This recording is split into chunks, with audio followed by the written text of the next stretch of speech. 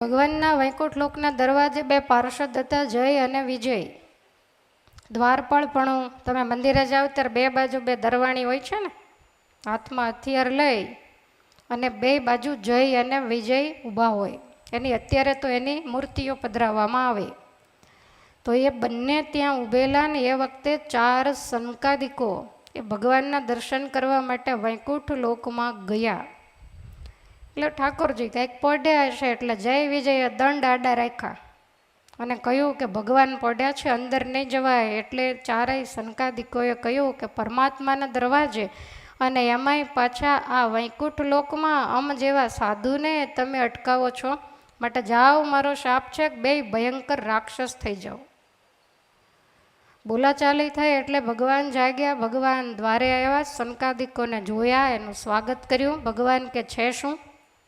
ત્યારે બંને પાર્ષદો કહે છે કે આપ પોઢેલા હતા, આપની આજ્ઞા નહોતી એટલે અમે આ લોકોને આવવા ન દીધા, પણ એણે તો ગજબ કર્યો, અમને શાપ દઈ દીધો, ભયંકર અસુર થવાનું કહ્યું. ત્યારે ભગવાન એવું બોલ્યા કે આ તો મારા સાધુ છે અને તમે મારા પાર્ષદ છો, પણ હે પાર્ષદો, મારો એવો નિયમ છે કે મારા સાધુનો અપરાધ મારો હાથ જો કરે તો એ હાથને હું કાપી નાખું. તમે એને શા માટે અટકાવ્યા? ભગવાનના દરવાજે સાધુને અનુમતિ લેવાની હોય નહીં, માટે તમે શાપને લાયક જ હતા, માટે શાપ મિથ્યા નહીં થાય, તમારે જન્મ તો લેવો જ પડશે. બંને બહુ કરગરવા માંડ્યા એટલે ભગવાને કહ્યું કે જો તમે વેર ભાવે મારું ભજન કરશો તો 3 જન્મે છૂટા થશો, અને હેત ભાવે ભજન કરશો તો તમે 7 જન્મે છૂટા થશો. સારું, એ તમારું. ત્યારે પાર્ષદો કહે છે તો વેર ભાવ જ કરાય ને, 7 જન્મ કોણ રાહ જોવે? અને પછી આ જે બંને પાર્ષદો હવે એને જન્મ આપે, ભયંકરમાં ભયંકર અસુરને જન્મ આપે એવી માતાએ કંઈક શોધવી તો પડે ને. કોઈ સાત્વિક સ્ત્રીને કુખે આ અસુરો ક્યારેય જન્મ ન લઈ શકે. એટલે બંને આકાશ માર્ગે ઘૂમવા લાગ્યા કે કઈ માતાને ત્યાં જન્મ ધારણ કરીને અસુર બનવું. અને એ વખતે કશ્યપ પ્રજાપતિના મહારાણી અદિતિજી તો એમને કંઈક નાની એવી ભૂલ થઈ, સંધ્યા સમયે નહીં કરવાનું કર્મ કર્યું, એટલે એમના ઉદરમાં આ બંને અસુરોએ પ્રવેશ કર્યો. કારણ કે સંધ્યા સમય છે એ કોઈ સાંસારિક ક્રિયા માટે નથી. સંધ્યા સમયે ભોજન પણ ન કરાય. સંધ્યા સમય માત્ર અને માત્ર 10 જ મિનિટનો હોય, કારણ કે ત્યારે સૂર્ય અને ચંદ્ર બેયની ગેરહાજરી હોય અને એને આસુરી કાળ કહેવામાં આવે છે. એક સંધ્યા સમય છે એ આસુરી કાળ છે, અને એક રાત્રિનો 12 થી 3નો સમય એને પણ આસુરી કાળ કહેવામાં આવે છે. તો એને કારણે આ બંને અસુરો અદિતિના ઉદરમાં પ્રવેશ કરી ચૂક્યા, અને એવું કહેવાય છે 100 વર્ષ સુધી અદિતિના ઉદરમાં બંને રહ્યા. માણસનો 9 મહિનાનો નિયમ હોય. સુખદેવજી મહારાજ 12 વર્ષે જન્મ્યા, તો આ બંને અસુરો 100 વર્ષ સુધી રહ્યા. ધરતીની અંદર સૂર્ય નિસ્તેજ ઉગવા માંડ્યો, સમુદ્ર મર્યાદાઓ મૂકવા માંડ્યા, અને ધરતી ક્યારેક ક્યારેક ધ્રુજવા લાગી, ઉલ્કાપાતો થવા લાગ્યા, આકાશમાંથી ધોળા દિવસે તારાઓ ખરે, ગામના ગામ ખલાસ થઈ જાય. અને એ વખતે તમામ દેવોએ જઈને ભગવાનને પ્રાર્થના કરી છે, અને ભગવાનની ઈચ્છાથી બંને અસુરોનો જન્મ થયો છે. મોટાનું નામ હિરણ્યાક્ષ અને નાનાનું નામ હિરણ્યકશિપુ. તો હિરણ્યાક્ષને તો ભગવાન વરાહ નારાયણે માર્યો, કારણ કે જે આખી 50 કરોડ યોજનની પૃથ્વી એનો આખો ગોળો લઈને રસાતળમાં જતો રહેલો, એટલે વરાહ ભગવાને એનો નાશ કર્યો. હિરણ્યકશિપુ નાનો છે. હિરણ્યાક્ષનો જ્યારે નાશ થયો ત્યારે એના રાણી હતા ઋષાભાનુ. તો આ ઋષાભાનુ અતિશય રડવા લાગ્યા, મસ્તકના વાળ છૂટા મૂકી દીધા. એટલે હિરણ્યકશિપુ ઋષાભાનુને સમજાવે છે કે માણસ માત્ર એક દિવસ તો મોતને ઘાટ ઉતરવાના છે, કોઈ અમરપટ્ટો લઈને આવ્યા નથી, માટે ભાઈનો શોક કરવો એ બરાબર નહીં. ત્યારે ઋષાભાનુએ કહ્યું કે જો તમને તમારા ભાઈ પ્રત્યે લાગણી હોય તો તમે એને મારનારા વિષ્ણુને મારો અને તમારા ભાઈનું વેર લ્યો, મને ઉપદેશ આપે શું વળશે?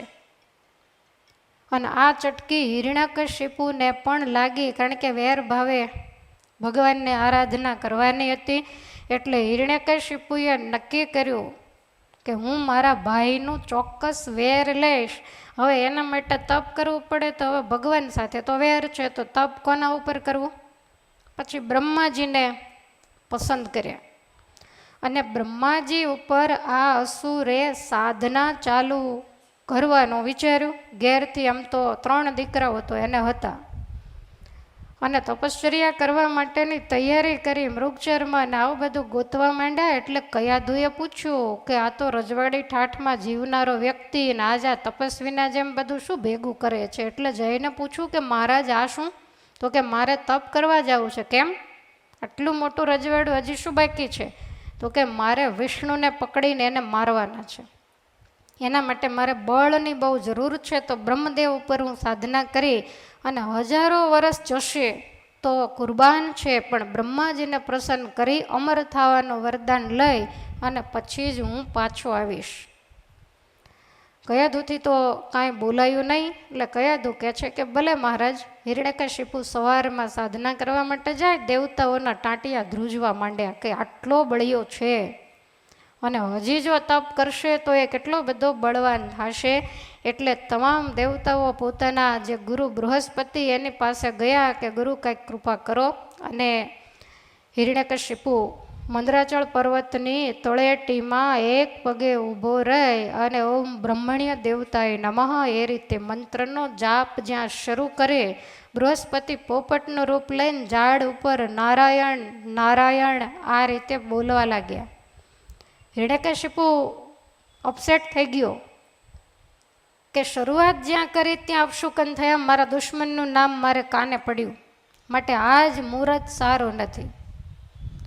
એટલે હિરણ્યકશિપુ આસન સંકેલીને ઘેર આવ્યો. કયાધુ કહે છે કરે મહારાજ કરો યા મરો, આ સૂત્રને તમે અનુસરેલા અને તમે પાછા કેમ આવ્યા? એક દિવસમાં ભગવાન મળી ગયા, બ્રહ્માજી મળી ગયા. ત્યારે હિરણ્યકશિપુ કહે છે કે દેવી કંઈ કીધાની વાત જ નથી. માંડ માંડ તપશ્ચર્યાની શરૂઆત કરીને ત્યાં તો એક પોપટ ઝાડ ઉપરથી નારાયણ નારાયણ આવી રીતે બોલે. કયાધુના તો બધા રૂવાડા બેઠા થઈ ગયા. જિંદગીમાં પહેલી વખત નારાયણનું નામ લીધું. કયાધુ કહે છે કે મહારાજ મને તો માન્યમાં નથી આવતું. તો કે હા, નારાયણ નારાયણ જ બોલતો. અને કયાધુને અંતરમાંથી આનંદ થયો, કસૂર છે પણ ભગવાનનું નામ લેશે તો એનું કાંઈક સારું થશે. એટલે કયાધુ વારંવાર પૂછે કે મહારાજ પોપટ બોલે એવું તો મેં ક્યારેય સાંભળ્યું નથી, પોપટ થોડો બોલે? અને નારાયણ નારાયણ બોલે? તો કે હા દેવી, હું થોડો ખોટું બોલું, ચોખ્ખા શબ્દોમાં નારાયણ નારાયણ બોલતો. અને એવું કહેવાય છે કે રાત્રે સૂતા ત્યાં સુધીમાં કયાધુએ વેઢા ગણ્યા. 108 વખત હિરણ્યકશિપુની પાસે નારાયણ નામ લેવડાવ્યું. તમે વિચાર કરો ભગવાનના નામમાં કેવી શક્તિ, નહીતર અસુરને ઘેર આવા ભક્ત હોય? એણે કંઈ મહિમાથી એ નામ લીધું નહોતું. આપણને એમ થાય કે નામ લેવાથી શું થાય? તમારું કાંઈ પણ નામ હોય, કોઈ વ્યક્તિ આવે અને તમારી સામે બેઠા બેઠા તમારા નામનું એક ધારો એ નામ બોલ બોલ કરે તો તમને આ મંદિર કાંઈ થાય? આપણે હલી જઈએ. અરે છોકરા 2-3 વખત મમ્મી મમ્મી કરે તોય મગજ જાય છે, સાંભળું છું પણ કેટલી વાર? ખ્યાલ આવે છે? તો આપણે કરતા લો લઈ લઈને સ્વામિનારાયણ એને નહીં કંઈ થતું હોય? તમને એકનો એક શબ્દ 2-3 વખત 4 વખત કોઈક સંભળાવે એટલે તમે હલી જાઓ છો ને. તો પછી ભગવાનનું નામ વારે વારે લેવાય એટલે એ હલે હલે તો કંઈક જવાબ પછી ગુસ્સામાં આપે જે આપે તે પણ તો જવાબ મળે. એટલે આપણને એવું લાગે કે નામમાં તાકાત નથી, પણ નામમાં જેટલી તાકાત છે એટલી બીજા કોઈ સાધનમાં નથી. એકલા નામે કરીને કેટલા બધા તરી ગયા. અજામિલ કર્મ ક્યાં કીના, નહીં કછું દાન ભી દીના, કેવલ હરિ નામ હી લીના. ખાલી ભગવાનનું નામ લીધું તોય પણ અજામેલ, તરી ગયો. શું એણે ભગવાનને સંભાળ્યા હતા? માત્ર ને માત્ર પોતાના દીકરાને યાદ કરો. ગજેન્દ્રએ શું સાધના કરી હતી? જોડે જ્યારે પગ પકડ્યો ત્યારે એણે હે નારાયણ એટલું જ કીધું અને તરત જ ગરુડ તજી પગ પાળા પધાર્યા. ગજસારું મહારાજ. ભગવાન ગરુડના વેગ પણ ભગવાનને ઓછો પડ્યો ને ભગવાન પગ પાળા ગજેન્દ્રના ઉદ્ધાર માટે આવ્યા. નામમાં તાકાત છે. માટે તમને કદાચ આમાંથી કોઈને એમ થતું હોય શું પણ માળા લઈને આખો દિવસ બેસવાનું, તો યાદ રાખો માળા છે એ કલ્યાણની કરતલ નથી, માળા માધ્યમ છે. આપણા હાથમાં કંઈ પણ ન હોય અને બેઠા હોઈએ તો તમને લાગે છે નામ લેવાય, પણ માળા હોય તો હું એવું માનું છું કે 100 પારા ફરે ત્યાં સુધીમાં 50 નામ લેવાય તોય ઘણું. એટલે તમારે ઓછા નથી કરવાના, ખાલી વાત છે કે 50 નામ પણ જો લેવાય તો એ પણ ઘણા છે આપણા માટે. અને માળા કરતાં કરતાં મન ગમે ત્યાં વિચારે ચડે ને પછી મેર આવે ને ત્યાં અટકાય તરત કે મારા માળા ચાલુ છે ને મન તો ક્યાંક ગયું, વળી પાછા એમાં આપણે લાગી જઈએ. એટલે માળા છે એ માત્ર અને માત્ર માધ્યમ છે. વારંવાર આપણને મેર અહીંયા અટકાય એટલે યાદી અપાવે છે જપ કરો, મનમાં બીજા વિચાર ન કરો. નહીંતર ઘણી વખત તો તમે જુઓ તો વિચાર કરતાં કરતાં એવી સ્પીડમાં માળા થતી હોય, 100 માળા ફરાઈ ગઈ હોય તો ખબર ન હોય આ કેમ ફરી. કારણ કે ક્યારેક બે કામ કદાચ ચાલુ થઈ જતા હોય. માળાય ફેરવે ને બેરખોય ફેરવે. આને 500 માળા ફેરવતા શું વાર લાગે ભાઈ? પણ નામ એનું અનુસંધાન હોવું ખૂબ જ જરૂરી છે. પ્રહલાદજીએ પણ જો ભગવાનને વશ કર્યા હોય તો માત્ર અને માત્ર નામ સ્મરણે કરી અને ભગવાનને વશ કર્યા છે. તો 108 વખત દૈત્યએ ભગવાનનું નામ લીધું અને એ જ રાત્રે હિરણ્યકશિપુ થકી માતા કયાધુના ઉદરે ભગવાનના પરમ ભક્ત પ્રહલાદજી પધાર્યા છે. આ નામનો પ્રતાપ છે. સવારમાં દૈત્ય તૈયાર થઈ અને સાધના કરવા માટે ગયો. બ્રહ્માજી ઉપર કઠોર સાધના કરી. એવો કહે છે 10,000 વર્ષ સુધી તપ કર્યું. અસુરોના તપ કાંઈ ઓછા નહોતા, પણ અવળી બાજુએ શક્તિ વાપરી. શક્તિ અજબ ગજબની હતી. જો એણે સવળી જગ્યાએ વાપરી હોત ને તો પ્રહલાદ પાછળ રહી જાત.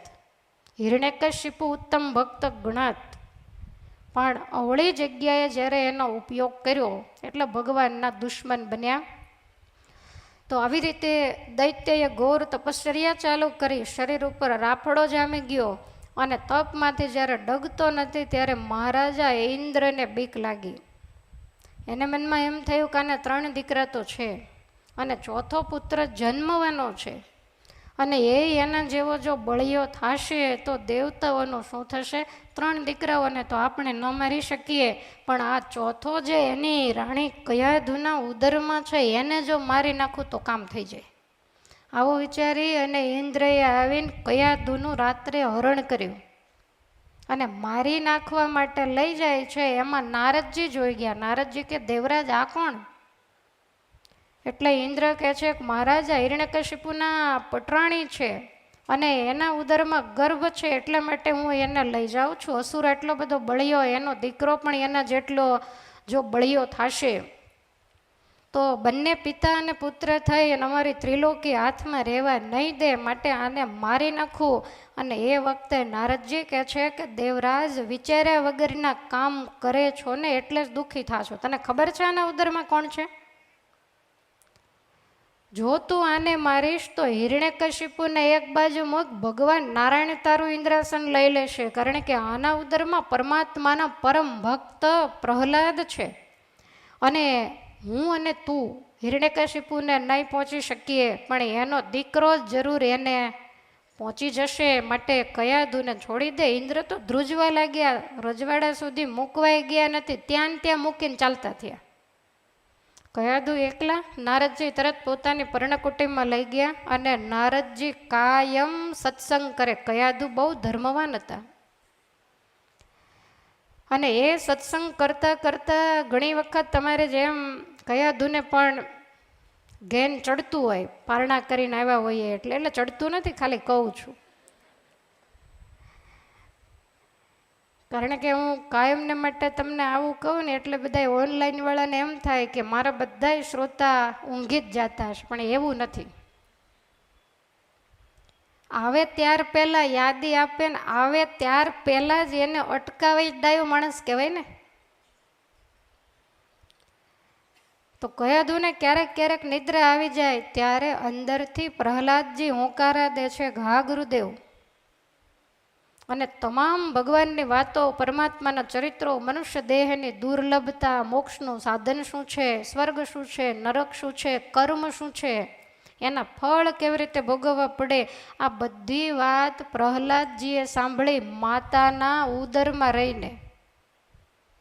આપણે માથે ધોળા થયા તો હજી સમજણ આવતી નથી. અને આણે માતાના ગર્ભમાંથી સાંભળી નિષ્કુળાનંદ સ્વામી એટલા માટે જ આની અંદર લખે છે કે ગર્ભવાસ માહી ગુરુ કર્યા મુનિ નારદને નિરધાર. ગર્ભવાસ માહી ગુરુ કર્યા મુનિ નારદને નિરધાર.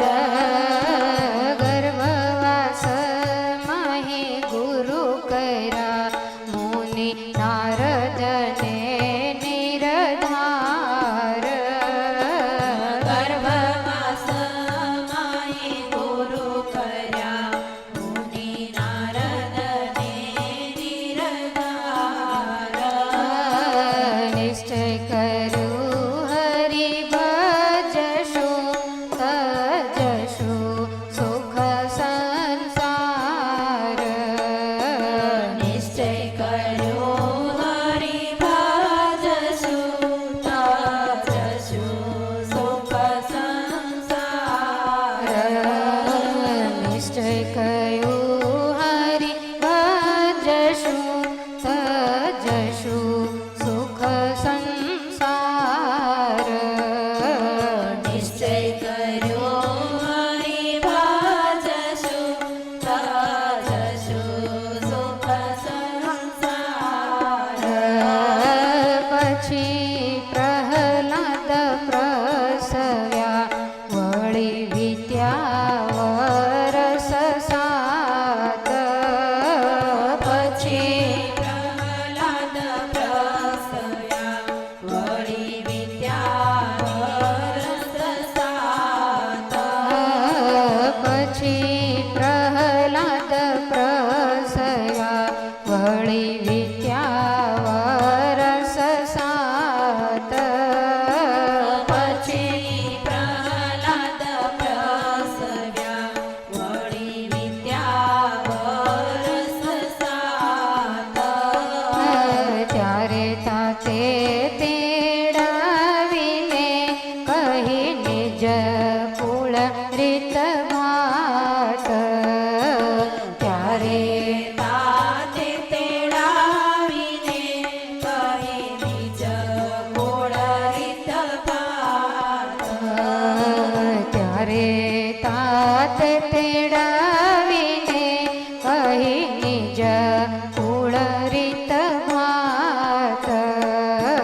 ત્યારે તાતે તેડાવીને કહી નિજ કુળ રીત ભાત.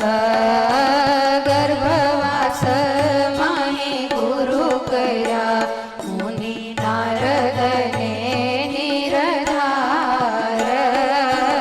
નિશ્ચય કરો હરિ ભજશું તજશું સુખ સંસાર.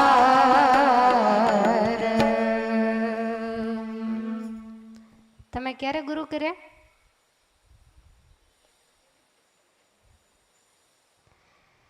સ્વામી એવું લખે છે કે પ્રહલાદજીએ ક્યારે ગુરુ કર્યા તો કે ગર્ભવાસમાં ગુરુ કર્યા. પાછા ગુરુ કર્યા તો ખરા પણ કેવા તો કે મુનિ નારદને નિર્ધાર. બહુ સમર્થ મહાપુરુષ જોઈ અને ગુરુ કર્યા છે. ગુણાતીતાનંદ સ્વામી કે ડોબું લેવું ધોઈને ગુરુ કરવા જોઈને. આપણે ડોબું તો ધોઈને જ લેતા હોઈએ બદલવાની બોલી કરીને, પણ ક્યાંક એવી જગ્યાએ જો અટવાઈ જઈએ તો મોક્ષના માર્ગમાં બહુ મોટું વિઘ્ન આવે. પણ પ્રહલાદજી માતાના ઉદરમાં હતા ત્યારથી નક્કી કર્યું, નારદજીનો સત્સંગ સાંભળ્યો એટલે અંદર ને અંદર નક્કી કર્યું કે આપણા ગુરુ આજથી નારદજી. જ્યારે જન્મ થાય, જ્યારે મોટા થઈએ ત્યારની વાત ત્યારે, પણ આજથી જ ગાંઠ વાળી લેવી. અને બીજો નિશ્ચય કર્યો શું? તો કે હરિ બચશું અને તજશું સુખ સંસાર. જન્મ પહેલાં જેણે નક્કી કર્યું છે, દ્રઢ નિશ્ચય કરી લીધો કે પરમાત્માનું ભજન કરવું છે. ભલે મારા પિતાને ત્રિલોકીનું રાજ હોય, પણ મારે ક્યાંય પણ ફસાવવું નથી. માતાના ગર્ભમાં કરેલો ઠેરાવો પ્રહલાદજીને છેલ્લા શ્વાસ સુધી એમનો એમ જ અડગ રહ્યો છે. આ બાજુ દૈત્યએ કઠોર તપશ્ચર્યા કરી અને ધરતી આખી ધ્રુજવા લાગી, ઉલ્કાપાતો થવા લાગ્યા. એટલે દેવતાઓએ જઈ અને ભગવાન નારાયણને વાત કરી. નારાયણ કે મારી સાથે તો એને વેર છે, જેના ઉપર તપ કરતા હોય એની પાસે જાઓ. એટલે દેવો બધાય બ્રહ્માજીની પાસે ગયા. એટલે બ્રહ્માજીએ દેવોને સાંત્વના આપીને જ્યાં અસુર તપ કરે ત્યાં જોવા આવ્યા તો ક્યાંય દેખાતો નથી. મોટા મોટા ઉપર રાફડા જામી ગયા છે અને એ માટીના રાફડામાં વાંસના ઝાડ સોંસરા ઉગી ગયા છે. ખાલી હાડ પિંજર છે, લોહી માંસ કોઈ શરીરની આકૃતિ દેખાતી નથી. આવી કઠિન તપશ્ચર્યા જ્યારે એણે માંડી, આપણે એમ થાય કે રાફડો કેમ થતો હશે, એને બનાવવો ન પડે. તમે તમારું ઘર હોય એને ગમે એવું પેક કરી અને 2-3 મહિના માટે જતા રહો તો માટીનો થર જામે કે નહીં? તો 2-3 મહિનામાં જામે. 2-3 મહિનામાં આટલો થર જો જામતો હોય તો 10,000 વર્ષમાં કેટલો જામે? તો એનું નામ રાફડો. અને અમુક અમુક ઋષિમુનિઓ પહેલાં એવું કરતા કે જંગલમાં આવી રીતે સાધના કરવા બેસે તો અમુક વાર ચોમાસું હોય, બીજું ત્રીજું, તો અમુક કીડી મકોડી જીવ જંતુઓ નીકળતા હોય ને શરીર ઉપર ચડે. એટલે આપણો તો ચંચળ સ્વભાવ, એટલે મન ત્યાં જાય. એટલે એ લોકો શું કરે, માટી બનાવી, માટી ભેગી કરી અને ભીંજવી અને પોતે અંદર બેસી શકે ને એટલી આજુબાજુમાં ચારે બાજુ દિવાલ કરી નાખે. ખાલી મોઢું દેખાય એવું રાખે અને પછી અંદર બેસી અને બધું દબાવી દે ને અંદર બેઠા બેઠા સાધના કરે. તમે વિચારો, 2 મિનિટ માટે લાઇટ ગઈ હોય તો આપણી શું પોઝિશન થાય? એટલે ભગવાન મેળવવા એ કાંઈ સહેલી વસ્તુ નથી, અતિશય કઠણ કામ છે. બધુંય મળે તમારે, જે તમને એમ થાય ને કે ઇન્દ્રનું ઇન્દ્રાસન કેવું હશે તો એ બહુ સહેલાઈથી મળે, પણ ભગવાન મેળવવા એ કામ અતિશય કઠણ છે. એટલે આવી હિરણ્યકશિપુની સાધના ઉપર મોટો રાફડો થઈ ગયેલો. બ્રહ્માજી તો વિચાર કરે કે આ બેઠો છે ક્યાં? પછી આમ કાન રાખ્યો ત્યારે જરીક અવાજ આવ્યો કે ઠીક આમાં જ બેઠો લાગે છે. અને બ્રહ્માજીએ કમંડળામાંથી જળ છાંટ્યું એટલે દૈત્ય તરત જ બેઠો થયો, પણ ખાલી હાડપિંજર. ફરીવાર જળ લઈ એના ઉપર છાંટ્યું એટલે હતું એવું ને એવું શરીર થયું. હાથ જોડીને કહે છે કે હે બ્રહ્મદેવ કૃપા કરો. બ્રહ્માજી કે તારે શું ઘટે છે, હજી કૃપા કરવી છે?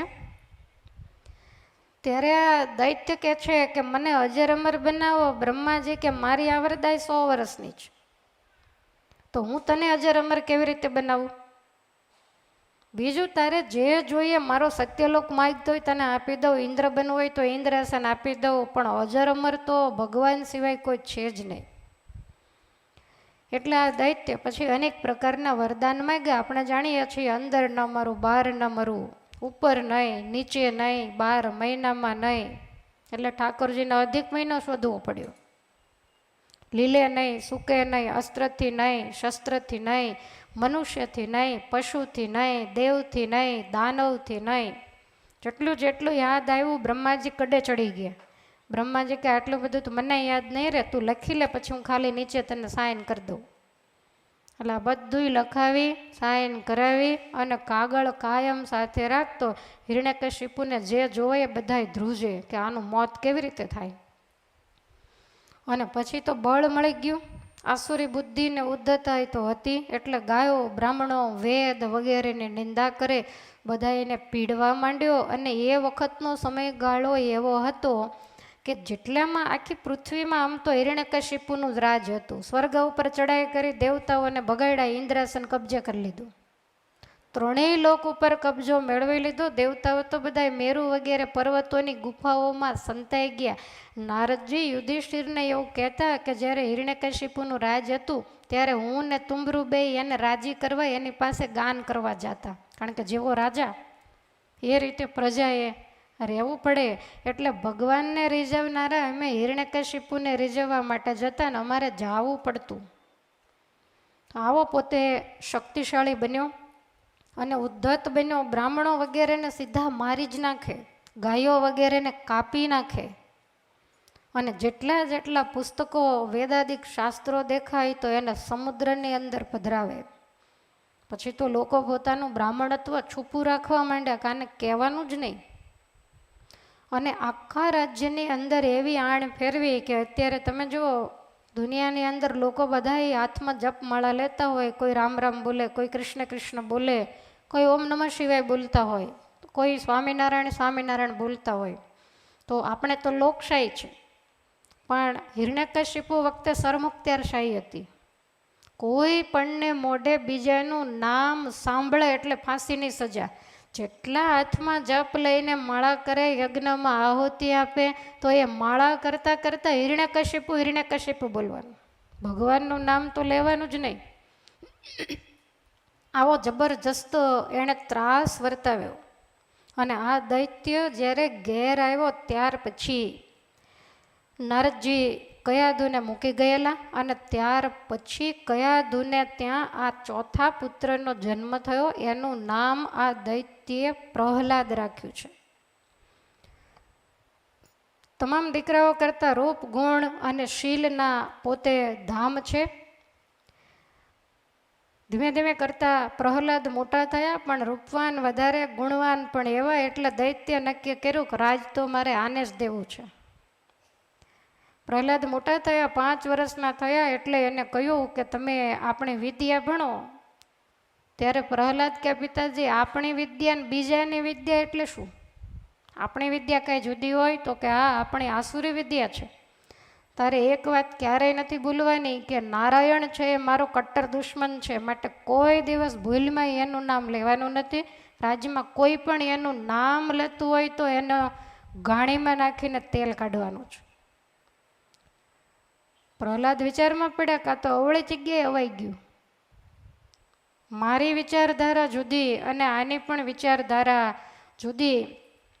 પ્રહલાદને એમ થયું કે નક્કી આ અસુર છે, પણ હવે કાંઈ વાંધો નહીં, મારે એને ક્યારે મેળ તો બેસવાનો નથી. સ્વામીએ પ્રહલાદજીના અદ્ભુત વિચારોને આની અંદર નોંધ્યા છે કે મારે ભજવા ભગવાનને તજવી વિષય સુખની આશ. મારે ભજવા ભગવાનને તજી વિષય સુખની આશ. દેહ ગેહ દારા દામથી પતિ થાવું છે ઉદાસ. દેહ ગેહ દારા દામથી પતિ થાવું છે ઉદાસ. એહ વાત અસુરને મળી નહીં ગમે નિર્ધાર. એહ વાત અસુરને મળી નહીં ગમે નિર્ધાર. મારે એને નહીં મળે એવો કર્યો પૂર વિચાર. મારે એને નહીં મળે એવો કર્યો પૂર વિચાર. હમણાં તો એને હા કહું વળી ના કહેવાય કેમ. હમણાં તો એને હા કહું વળી ના કહેવાય કેમ. પછી નિષ્કુળાનંદના નાથનું ધાર્યું હશે થશે તેમાં. પછી નિષ્કુળાનંદના નાથનું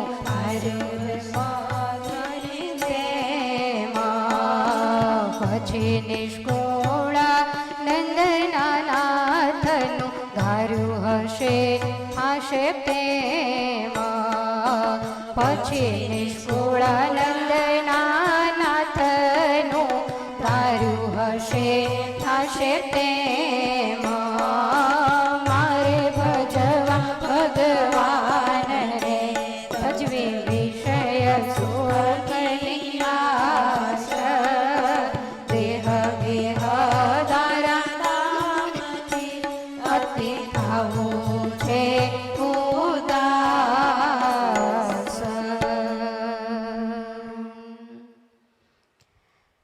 પ્રહલાદજી નાના છે પણ સમજણ બહુ સારી છે કે કોઈ પણ કામ આપણે કોઈની સામા થઈને કરવું હોય તો એની બને એટલી જાહેરાત ન કરાય. અગાઉથી જાહેરાત કરી દઈએ હું તો આમ જ કરીશ તો એમાં મુશ્કેલી ચોક્કસ આવે. પ્રહલાદજીએ નક્કી કર્યું કે મારે ભગવાન ભજવા છે અને આ તો મને આસુરી વિદ્યા ભણવાનું કહે છે પણ અત્યારે ના ન પડાય, હાય હા રખાય. ઘણી વખત તમે જોજો હાય હામાં મજા આવે. તમે જેટલી ના પાડો ને સામા પડો એટલું સંસારમાં ને વ્યવહારમાં દુઃખ આવે.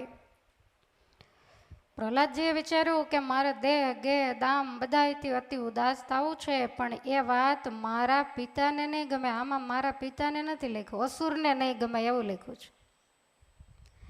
માટે મારે ને એને ક્યારેય પણ મેળ પડવાનો નથી. પણ હમણાં એને આ કહું અને પછી તો જેમ ભગવાનનું ધાર્યું હશે એમ થશે. આમ તો એવું કહેવાય છે કે પ્રહલાદજી 3-4 વર્ષના જ્યારે હતા ત્યારે હિરણ્યકશિપુના જે ગુપ્તચરો હોય એ રાજ્યની ગુપ્ત ચર્ચાઓને જોવા માટે નીકળે અને ખાસ હિરણ્યકશિપુને એ જ જોવાનું હતું કે મને મૂકી અને છાની રીતે કોઈ વિષ્ણુનું ભજન તો નથી કરતા ને. એટલે ગુપ્ત ચર્ચા જોવા માટે પ્રહલાદ જતા. એમાં એક વખત એવું બન્યું કે નગર ચર્ચા જોવા માટે ગયા. સાંજનો બપોર પછીનો 5 વાગ્યાનો સમય છે અને એ વખતે ફરતા ફરતા એક જગ્યાએ પ્રજાપતિનું ઘર હતું જે માટીમાંથી ઘડા વગેરે બનાવવાનું કામ કરે. ઘણા બધા માટલાઓ બનાવેલા, સરસ મજાનો નિંભાડો તૈયાર કરેલો. હવે એમાં બન્યું એવું કે એક માટલીની અંદર બિલાડીએ 3-4 બચ્ચા મૂકેલા. ખાલી માટલી હોય અને સીધી પડી હોય તો બિલાડી તો 2-4 જગ્યાએ એના બચ્ચાઓને ફેરવતી હોય. બિલકુલ જન્મેલા, જેને આંખો પણ ખુલેલી નહીં અને એકદમ નાના નાના. હવે ઘણા બધા માટલાઓ હોય, 200-500 માટલાઓ હોય એને ફટાફટ ફેરવતા હોય અને પહેલાંના સમયમાં લાઇટો કાંઈ હતી નહીં. એટલે પ્રજાપતિને એટલી તો ખબર હતી કે એક માટલીમાં બિલાડીના બચ્ચા છે પણ એને એમ કે 2 દિવસ પછી લઈ જશે. હવે ઘરના બધા સભ્યો આ માટલાઓને ફેરવે છે. એમાં ફેરવતા ફેરવતા એકની ઉપર બીજું, બીજાની ઉપર ત્રીજું, એમ મૂકતા મૂકતા પેલું માટલું બીજાની ઉપર ઊંધું મૂકી દીધું. બચ્ચા તાજા જન્મેલા અને કાંઈ અવાજ સંભળાયો નહીં હોય અને એ માટલું બરોબર વચ્ચે આવી ગયું ને ચારેય બાજુ તમામ માટલાઓ ગોઠવાઈ ગયા. ચારે બાજુ જે કાંઈ ઘાસ કૂચો કે બીજું ત્રીજું નાખતા હશે બધું નખાઈ ગયું અને પ્રજાપતિએ આગ મૂકી. ચારેય બાજુ આગ ફરી વળી અને અચાનક એને યાદ આવ્યું કે કાલે સાંજે એક માટલીની અંદર બિલાડીના બચ્ચા હતા, આ લોકો એક બાજુ મૂક્યા હોય તો સારું એમ વિચારીને દોડતો ઘરમાં ગયો. જઈને જોયું તો પેલું માટલું નહીં. એટલે એમના છોકરાઓ હશે, બૈરાઓ હશે, એને પૂછ્યું કે એક માટલીમાં બિલાડીના બચ્ચા હતા તો એ માટલી તમારા હાથમાં નથી આવી? આ લોકો કે અમે તો ઉતાવળે ફેરવ્યા અને અમને ખબર નહીં એટલે અમને તો કંઈ વજે નહીં લાગ્યો ને એવું કંઈ યાદ આવ્યું નથી. તો બધા માટલા ગોઠવી દીધા બધા. હવે આગ લાગી ગઈ. હવે તો બીજો કોઈ રસ્તો નહોતો અને આ પ્રજાપતિ એ હિરણ્યકશિપુથી છાની રીતે ભગવાનનો ગોરા કુંભાર જેવો પરમ ભક્ત હતો. આજ સુધી એણે છાની રીતે જ ભગવાન નારાયણનું નામ લીધું પણ આજ એને મનમાં અરેરાટી થઈ ગઈ કે અરેરે 4-5 નાના નાના બચ્ચાઓ અને આ અગ્નિની અંદર એ તો જરૂર શેકાઈને મૃત્યુ પામશે. તમામ રૂવાડા બેઠા થઈ ગયા, આંખમાંથી આંસુડાની ધાર થઈ. હવે શું કરવું? પણ પરમાત્મામાં અતિ વિશ્વાસવાળો ભક્ત હતો, એટલે કાયમ મનમાં નામ લેતો, પણ આજ એને ધીરજ રહીને જોર જોરથી ભગવાન નારાયણને પોકારવા માંડ્યો કે હે પરમેશ્વર, આ દૈત્યના રાજ્યની અંદર રહીને પણ મેં જો સાચા ભાવથી તમારું ભજન કર્યું હોય ને તો આજ મારી લાજ રાખજો. 4-5 જીવની મારા હાથે આજ હત્યા થઈ જાય, હું જીવીશ કેમ? સમજાય છે? એટલે આમ કીડીને મકોડીને બધું થોડુંક ધ્યાન રાખવું. બધાને જેમ આવે એમ ફુવારા મારી મારી અને મારી નાખવા નહીં. મચ્છરિયા ઉપર તો રેમ રાખવી, ચોખ્ખાઈ રાખો. ચોખ્ખાઈ રાખવી નથી, પીનો મારીને ફૂલ ફટાકિયા થઈને ફરવું છે. ઘર એમને એમ ગોબરા પડ્યા હોય, પછી જીવજંતુ થાય એટલે પછી ફુવારા લે. રસોડામાં જ્યાં ત્યાં બધે ડબલાઓ બીજું ત્રીજું હોય, એની આજુબાજુમાં જીવડાઓ દોડતા હોય, અને પછી હવે જો ને દિવાળી આવે જ છે ને બિચારાને, બધા એની આવરદા એ કરે પૂરી. અને તમારા જેવા પરમ ભક્તોના હાથે મરે એટલે સીધું અક્ષરધામ, કે નહીં? ધ્યાન રાખવું. મહારાજે ઝીણામાં ઝીણા જીવની હિંસા કરવાની પણ ના પાડી છે. ક્યારેક અજાણતા થાય તો મહારાજ કે પ્રાયશ્ચિત કરવું. ઠાકોરજીએ આપણને આ મૃત્યુલોકમાં જે જન્મ આપ્યો છે ને, એ બીજાને મારવા નથી આપ્યો. આ તો ક્યારેય નહીં ભૂલવું. કોઈ પણ જગ્યાએ ક્યાંય તમને લખેલું દેખાણું તમારા જન્મ તારીખના દાખલામાં બીજે ત્રીજે કે તમે બધાને મારજો એમ?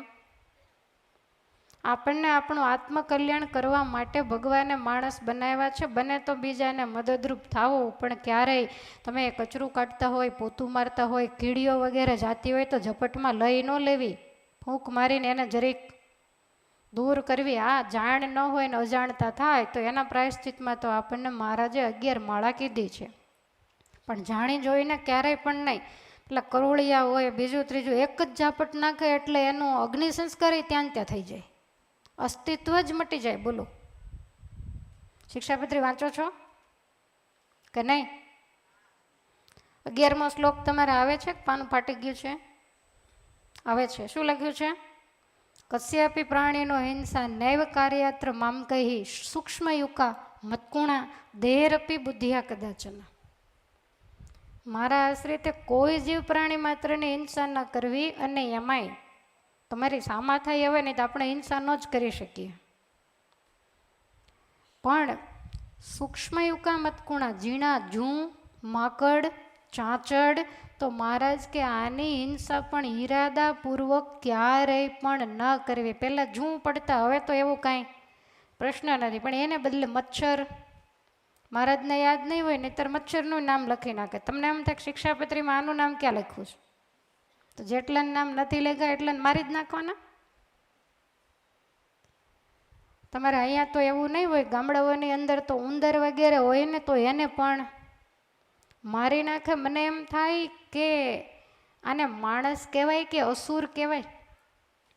કીડી ઉપર પગ આવ્યો હોય, ઝીણા જીવડા ઉપર પગ આવ્યો હોય અને એને સહેજ ઈજા પહોંચે તો રૂંવાડા બેઠા થઈ જાય. મહારાજે પ્રાયશ્ચિત કરવાના. જેના જેના શરીરમાં હાડકું છે એવું કોઈ પણ જીવ જંતુ મરે તો એક ઉપવાસ કરવાનો કીધો છે, નકોરડો. હવે આજથી તમે ખાવાનું બંધ કરશો તો જ મેળ આવશે. એટલા બધાને કચરી નાખ્યા હશે. જૂના જમાનામાં તમે જુઓ તો વડીલો ખેતરોમાં જતા તો ત્યાં વીછી કાત્યા નીકળે એટલે એક ઉપાડીને. મને તો એમ થાય કે આવો જીવ કેમ ચાલતો હશે એમ. તમારો ચાલે છે ને? વાંકમાં આવશે ત્યારે એક પણ અક્ષર નહીં બોલે, નહીંતર જોરથી પોપટની જેમ હોંકારો દેશે. નાની ઉંદરડી, બીજું ત્રીજું બધું લખ્યું છે સત્સંગી જીવનના 5મ પ્રકરણમાં. આપણા હાથે ભમરા જેવું નાનું જંતુ મરી જાય તોય શું પ્રાયશ્ચિત કરવું? અને પ્રાયશ્ચિત એટલે લખ્યા છે કે પ્રાયશ્ચિતની બીકે માણસ હિંસા કરતા ડરે. અને આ બધાય છે એ ગરીબડા જીવ કહેવાય. કેમ ક્યાંય સિંહને પકડવા કોઈ જાતું નથી? એટલે હૃદયની અંદર દયા જેવું તો કાંઈક એકાદું ખાનું ખાલી રાખવું જેની અંદર દયા બેસે. કોઈ સામાન્ય ગરીબ માણસ હોય, કોઈ બીમાર હોય, કોઈ પશુઓ એવા કાંઈ પીડાતા હોય તો આપણાથી બને એટલો પ્રયાસ જરૂરથી કરવો. મહારાજ કે દીન જનને વિશે દયાવાન થવું. તમને દયા તો બહુ આવે, પણ તમારા સગાવાલા હોય તો. પારકા તો કહેવાય આવા તો દુનિયામાં હવના કર્મ હવ ભોગવે લે. માટે દયાવાન જરૂર થવું, બધાને મદદરૂપ થવાનું ભાવના રાખવી અને મહેરબાની કરીને ઘરમાં ચોખ્ખાઈ રાખવી, જેથી કરીને હિંસા કરવાનો પ્રશ્ન ઊભો થાય જ નહીં. અહીંયાનું તો વાતાવરણ જોઈએ તો એમ થાય કે અઠવાડિયે વસ્તુઓ માંડે બગડવા, કાયમને માટે ભીનું અને ભેજવાળું વાતાવરણ. ચોમાસું તો તમારે અહીંયા ગજબનું, ઉનાળો હોય તો ગરમી પણ એટલી. એટલે તમામ જે વસ્તુઓ હોય એને બરોબર જોવી, પછી જીવડા પડે એટલે અગાશીમાં નાખ્યા આવે. હિંસા ન કરે, સદાવ્રત બાંધે તો બધા જીવને માર્યાનું પાપ લાગે. જો તમે ધ્યાન ન રાખો તો તમારે ક્યાં ક્યાંય કારખાને કે ઓફિસોમાં કે ફેક્ટરીએ જવું છે, કહો જો આટલું ન થાય. બધાના ઘર ગણવા ઓછા જઈએ, થોડાક તૈયાર ઓછા થઈ, હવે તમને કોઈ ચાંદલો કરવાનું નથી. અને આ ધ્યાન પૂરેપૂરું રાખીએ. તમે વિચારો, એક પ્રજાપતિ છે, લાખો વર્ષ પહેલાંની વાત છે, પણ એના તમામ રૂવાડા બેઠા થઈ ગયા, આંખમાંથી આંસુડાની ધાર થાય કે આ હિંસાનું પાપ લાગશે તો હું ક્યાં છૂટીશ. હવે જાણી જોઈને તો એણે કાંઈ કર્યું નથી. અને પ્રહલાદજીની નજર ગઈ, નગર ચર્ચા જોવા માટે નીકળ્યા. પ્રહલાદને જોયા એટલે પહેલો તો ડરી ગયો. એટલે પ્રહલાદજી તો નાના એવા પણ બહુ બુદ્ધિશાળી હતા. એટલે પ્રહલાદજી કહે છે કે ભાઈ, આ તને રડવાનું આવે એનું કારણ મને કહીશ. એટલે એણે કહ્યું કે ના રાજકુમારી, એવું કાંઈ નથી. પ્રહલાદજીએ સોગંદ આપીને કહ્યું કે જે કાંઈ કારણ હોય એ મને બતાવે. અને તે દિવસે એણે કહ્યું કે તમારા પિતાથી છાની રીતે હું ભગવાન નારાયણની ભક્તિ કરું છું. પ્રહલાદ વાંસો થાબડીને કે મૂંઝાતો નહીં, હું કરું છું. માટે કર નારાયણનું નામ લે, ભજન કર, ગુપ્તચરો કોઈ તને કાંઈ નહીં કે. પણ રડવાનું કારણ, ત્યારે એણે આંગળી ચીંધી કે આજે નીંભાડો સળગે છે, એની અંદર એક માટલીમાં બિલાડીના બચ્ચા મારી ભૂલ થઈ અને અંદર મુકાઈ ગયા છે. પ્રહલાદજી કે તો હવે રડવાથી શું. ત્યારે આ પ્રજાપતિ એવું કીધું કે જો મારા હૃદયનો સાચો ભાવ હશે અને મેં સાચી ભક્તિ કરી હશે તો ભગવાન એ બચ્ચાને જરૂરથી બચાવી લેશે. એટલે પ્રહલાદ કહે છે કે તને ભરોસો છે? તો કે પાક્કો મને ભરોસો છે. પ્રહલાદે સહેજ આંખ લાલ કરી, નાના હતા પણ રાયનો દાણો. પ્રહલાદે કહ્યું કે સવાર સુધી રાહ જોવાની છે, સવારે આ નીંભાડાને તારે ખોલવાનું છે, અને જો એ બિલાડીના બચ્ચા મૃત્યુ પામ્યા હોય તો તારે હિરણ્યકશિપુ ભજન કરવાનું. તને હું નારાયણ નામ નહીં લેવા દઉં, કારણ કે અવિશ્વાસુ ભક્તો મને જરાય ગમતા નથી. હવે આવું કીધું, બે બાજુથી મોત. જો બિલાડીના બચ્ચા મૃત્યુ પામે તોય પ્રહલાદને બીક. અને તમે જ આમ જરીક વિચારો ને કે આવું કંઈક થયું હોય તો તમને એવું થાય કે જીવતા રહેશે એમ, કારણ કે માટલા પાકી જાય. આટલી જબરજસ્ત અગ્નિની જ્વાળા હોય એમાં કેવી રીતે જીવતા રહે. અને છતાંય પહેલાં પ્રજાપતિએ આખા પરિવારને ભેગો કરી અને સામે એક નાનો એવો ઘીનો દીવડો પ્રગટાવ્યો, અને સામે ભડ અગ્નિ બળે, અને એમાં એની સામે બેસી આંખો વીંચી આર્તનાદ સાથે આંસુડા પાડતા સવાર સુધી ભગવાન નારાયણનું નામ લીધું. સવાર થતાં બધું જ સરસ રીતે ઠરી ગયું. અને એક પછી એક માટલાઓને જ્યારે લેવા માંડ્યા, ત્યારે બરોબર વચ્ચે મધ્યમાં એ માટલું મૂકવામાં આવેલું. એની આજુબાજુના 8-10 માટલાઓને અગ્નિ અડ્યો નથી. અને જ્યાં માટલાને ઊંચું કરે બિલાડીના બચ્ચા ઠેકીને એ પણ અંદર પાકી ગયા. બોલો, નહીતર આંખે ખુલ્લી નહોતી. ઠેકીને જ્યાં બહાર નીકળ્યા, પ્રહલાદજી હાજર હતા. ને પ્રહલાદજીએ નક્કી કર્યું કે મારા પિતા ગમે એમ કરે, બાકી હવે નારાયણને છોડવા નથી. અત્યાર સુધી વિશ્વાસ હતો કાચો, આજ મારો વિશ્વાસ પાક્કો થઈ ગયો. માટે હવે તો આ જીવ જાય તો કુરબાન, કાંઈ રાજ રજવાડા જોતા નથી, મારે પરમેશ્વરનું ભજન કરવું છે. ત્યારથી દ્રઢ શ્રદ્ધા અને દ્રઢ નિષ્ઠા થઈ ગઈ.